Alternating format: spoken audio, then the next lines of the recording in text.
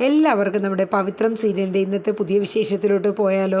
നമ്മുടെ വേദയുടെയും വിക്രമിൻ്റെയും അതുപോലെ തന്നെ നമ്മുടെ വിശ്വം ഏത് രീതിയിലാണ് ഇനി വിശ്വം പുറത്തിറങ്ങുന്നത് എന്നൊക്കെയുള്ള പുതിയ വിശേഷത്തിലോട്ട് പോകാം. നമ്മുടെ വീഡിയോസൊക്കെ നിങ്ങൾക്ക് ഇഷ്ടപ്പെടുകയാണെങ്കിൽ എല്ലാവരും നമ്മുടെ വീഡിയോസൊക്കെ ഒന്ന് ലൈക്ക് ചെയ്യുക. അതോടൊപ്പം തന്നെ നിങ്ങളുടെ വലിയ അഭിപ്രായങ്ങളൊക്കെ ഒന്ന് രേഖപ്പെടുത്തുക. അതിനോടൊപ്പം നമ്മുടെ കുഞ്ഞു ചാനലായ സുമി മുഫാസ് ടെസ്റ്റി കിച്ചൻ എല്ലാവർക്കും ഇഷ്ടമായെങ്കിൽ എല്ലാവരും ഒന്ന് സബ്സ്ക്രൈബൊക്കെ ചെയ്ത് സപ്പോർട്ടൊക്കെ ചെയ്യണം കേട്ടോ. അപ്പോൾ പുതിയ വിശേഷത്തിലോട്ട് പോകാം. നമ്മുടെ വേദ അങ്ങനെ ആദ്യമായിട്ട് കോടതിയിലോട്ട് എത്തുകയാണ്. ഒരു വക്കീൽ അഡ്വക്കേറ്റ് വർഷ ശങ്കരനാരായണൻ എന്ന രീതിയിൽ നമ്മുടെ വേദ വിശ്വത്തിന് വേണ്ടിയിട്ട് വക്കാലത്ത് ഒപ്പിടിയിപ്പിച്ച് കോടതിയിലെത്തുന്ന രംഗമാണ്. അപ്പോൾ നമ്മുടെ വേദയ്ക്കും വിക്രമിനും ഒരു സാക്ഷി മാത്രമേ ഉണ്ടായിരുന്നുള്ളൂ. കഴിഞ്ഞ ദിവസം ബാങ്കിൽ വെച്ച് ഇന്നതുപോലെ തലയിറങ്ങി വീണത് വിശ്വത്തിൻ്റെ മുമ്പിൽ വീണ ആ ഒരാളാണ്. അപ്പോൾ ആ ആളെ എല്ലാ ചോദ്യങ്ങളൊക്കെ ചോദിപ്പിച്ച് വിക്രം എല്ലാം റെഡിയാക്കി നിർത്തിയിരിക്കുകയാണ്. അപ്പോൾ അന്ന് കോടതിയിൽ നമ്മുടെ ശ്രീജ രാവിലെ തന്നെ എത്തുകയാണ്. അപ്പോൾ വിശ്വത്തിനെ കണ്ടതും ശ്രീജ വല്ലാണ്ട് സങ്കടപ്പെട്ടൊക്കെ ഇരിക്കുന്ന രംഗമാണ്. അപ്പോൾ വിശ്വം പറഞ്ഞു, എനിക്ക് പറ്റുന്നില്ല ശ്രീജ, കാരണം വെച്ചാൽ അത്രയ്ക്കൊരു പാവമാണ് നമ്മുടെ വിശ്വം. അപ്പോൾ അങ്ങനെ കോടതിയിൽ എത്തിക്കഴിഞ്ഞിട്ട് ശ്രീജയ്ക്കാണെങ്കിൽ ചങ്ക് പൊട്ടുന്ന കണക്കുള്ളൊരു വേദനയാണ്. എന്നാലും സഹിച്ച് പിടിച്ചു നിന്നു.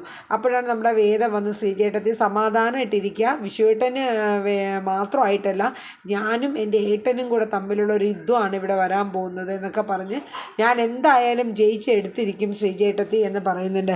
അപ്പോഴും ശ്രീജ എനിക്ക് വളരെ സന്തോഷമായി വേദ, പക്ഷേ എങ്കിലും നിനക്ക് ഒന്നും തോന്നരുത്, ഞാനൊരു കാര്യം ചോദിച്ചോട്ടെ, അതായത് നിനക്ക് ഈ കേസ് ജയിച്ചെടുക്കാൻ പറ്റുമോ വേദ എന്ന് ചോദിക്കുന്നുണ്ട്.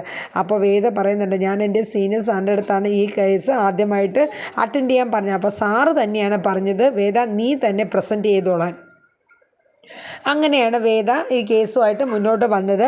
അങ്ങനെ വേദ ശ്രീജയ്ക്ക് എല്ലാ ഉറപ്പും കൊടുത്തിട്ട് വിക്രമിനെയും കൂട്ടി ആ ഒരു സാക്ഷീൻ്റെ അടുത്ത് പോവാണ്.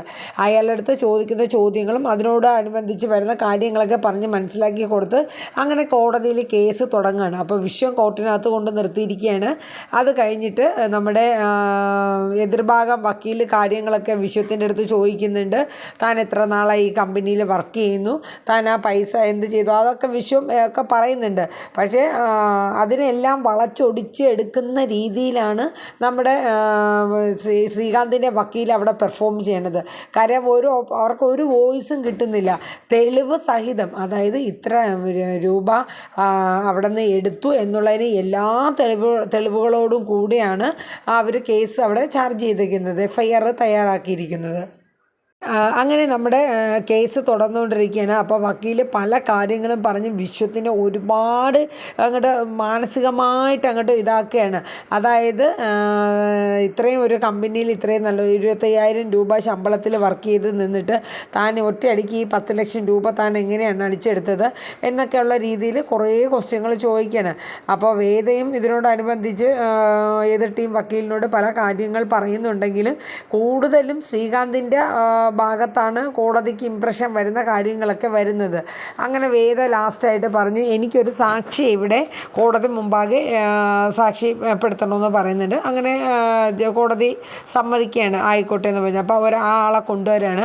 അപ്പോൾ നമ്മുടെ എതിർഭാഗം വക്കീൽ അത് നിരസിച്ചു. കാരണം എന്താണെന്ന് വെച്ചാൽ ഇതുവരെ ആ സാക്ഷിയെക്കുറിച്ച് യാതൊരു ഇതും കോടതിയിൽ പറഞ്ഞിട്ടില്ല, പെട്ടെന്ന് എവിടെ നിന്ന് വന്നു എന്ന രീതിയിലാണ് അവർ എതിർഭാഗം വക്കീൽ ചോദിച്ചത്.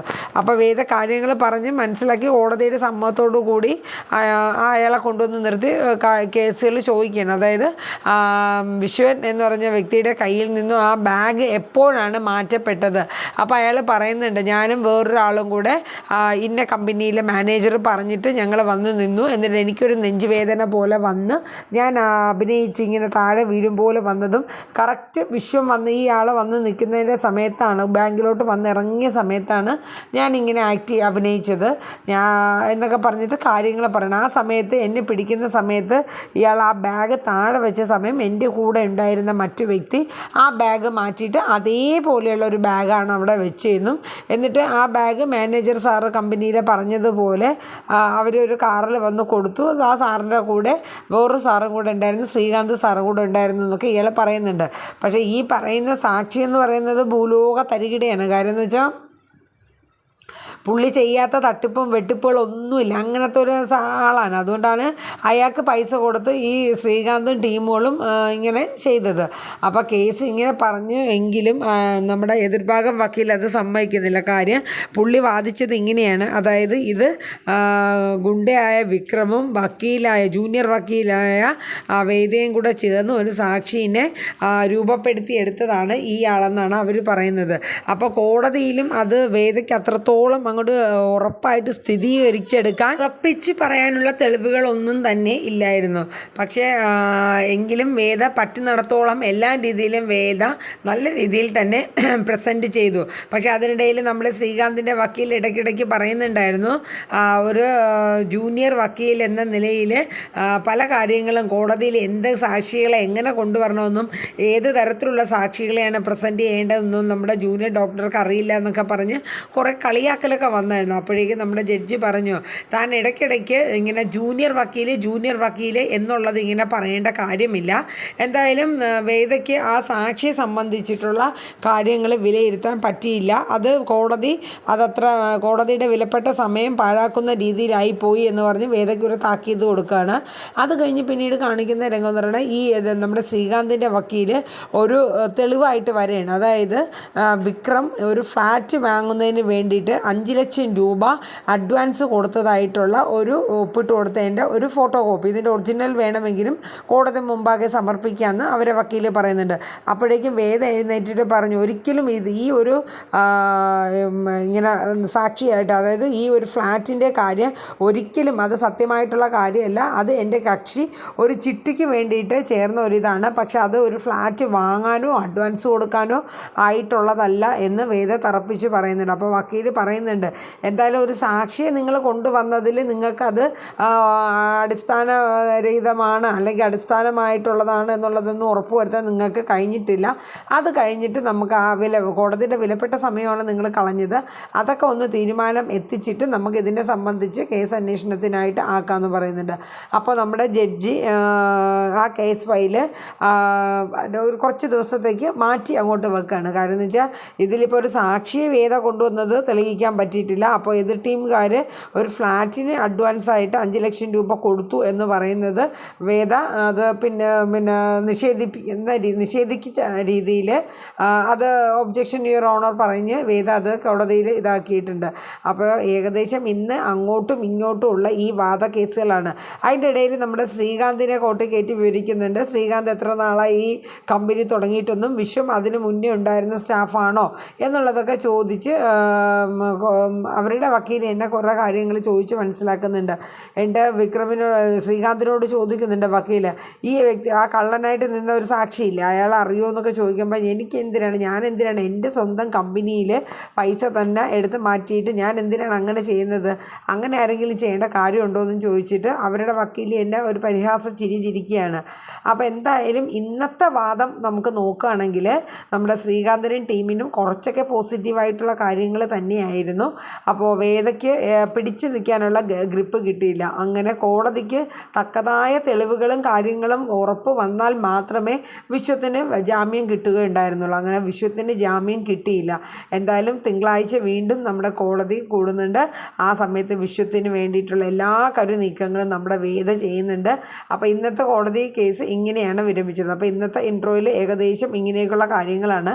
ഇനി അടുത്ത ആഴ്ചയിൽ വരുന്ന കാര്യങ്ങൾ വളരെ രസകരമായ കാര്യങ്ങളാണ്. നമ്മുടെ വിക്രം ഇതിന് വേണ്ടിയിട്ടുള്ള തെളിവുകൾ ശേഖരിക്കാൻ വേണ്ടി പോവാണ്. വിക്രമിൻ്റെ ഒപ്പം തന്നെ ഒരു കള്ളൻ്റെ കൂടെ ഒരു കള്ളി എന്ന മട്ടിൽ നമ്മുടെ വേദയും അതിൻ്റെ ഒപ്പം തന്നെ വെച്ച് പിടിക്കുന്നുണ്ട്. അപ്പോൾ എന്തായാലും രാത്രി സമയത്ത് എന്തൊക്കെയോ സംഭവങ്ങളൊക്കെ അടിച്ചു മാറ്റാനും ഒക്കെയുള്ള ശ്രമങ്ങളാണ് നടത്തിക്കൊണ്ടിരിക്കുന്നത്. അപ്പോൾ വരും ദിവസങ്ങളിൽ നമ്മുടെ പവിത്രം സീരിയൽ തകർപ്പൻ രംഗങ്ങളാണ് വരാൻ പോകുന്നത്. ശ്രീകാന്തിനെയും അതിൻ്റെ കൂടെ നിന്ന ടീമിനെയൊക്കെ നല്ല രീതിയിൽ ഉരിച്ച് പെറുക്കിയെടുക്കുന്ന രംഗങ്ങളാണ് വരുന്നത്. അപ്പോൾ നമ്മുടെ പ്രൊമോ വീഡിയോ നിങ്ങൾക്ക് എല്ലാവർക്കും ഇഷ്ടപ്പെട്ട് കാണുമെന്ന് കരുതുന്നു. എല്ലാവരും നമ്മുടെ വീഡിയോസൊക്കെ ഒന്ന് സപ്പോർട്ട് ചെയ്ത് തരിക. നിങ്ങളുടെ വിലയേറിയ അഭിപ്രായങ്ങളൊക്കെ ഒന്ന് കമൻറ്റ് ബോക്സിലൂടെ രേഖപ്പെടുത്തുക കേട്ടോ. ഒപ്പം തന്നെ നമ്മുടെ ചാനലായ സുമി മുഫാസ് ടേസ്റ്റി കിച്ചൻ എന്ന കുഞ്ഞു ചാനൽ ഇതുവരെ സബ്സ്ക്രൈബ് ചെയ്യാത്ത ആരെങ്കിലുമൊക്കെ ഉണ്ടെങ്കിൽ ഒന്ന് സബ്സ്ക്രൈബൊക്കെ ചെയ്ത് മാക്സിമം ഒന്ന് സപ്പോർട്ട് ചെയ്യുക. അപ്പോൾ വേറെ പ്രത്യേകിച്ച് വിശേഷങ്ങളൊന്നുമില്ല. എല്ലാവർക്കും നല്ലൊരു ശുഭരാത്രി ഫസ്റ്റ് ഓഫ് ഓൾ ഞാൻ പറഞ്ഞുകൊണ്ട് തന്നെ നമ്മുടെ ഇന്നത്തെ പവിത്രം പ്രൊമോ വീഡിയോ ഇന്ന് കുറച്ച് വൈകിപ്പോയി, നിങ്ങളെല്ലാവരും ക്ഷമിക്കണം. ഞാൻ പറഞ്ഞല്ലോ മോള് ഹോസ്പിറ്റലൈസാണ്, ഞങ്ങൾ നാളെ ഡിസ്ചാർജ് ആവത്തുള്ളൂ. അതിൻ്റേതായ കുറച്ച് പ്രോബ്ലംസ് ഉള്ളത് കൊണ്ടാണ് ടൈമൊക്കെ ഒന്ന് അങ്ങോട്ടും ഇങ്ങോട്ടുമൊക്കെ മാറിപ്പോകുന്നത്. എങ്കിലും നിങ്ങളെല്ലാവരും ഒന്ന് വീഡിയോ ഒക്കെ കണ്ട് സപ്പോർട്ട് ചെയ്യാം കേട്ടോ. അപ്പോൾ വീണ്ടും അടുത്തൊരു പ്രൊമോ വീഡിയോയുമായി കാണാം. അതുവരേക്കും എല്ലാവർക്കും ശുഭരാത്രി. Tata, bye bye, good night.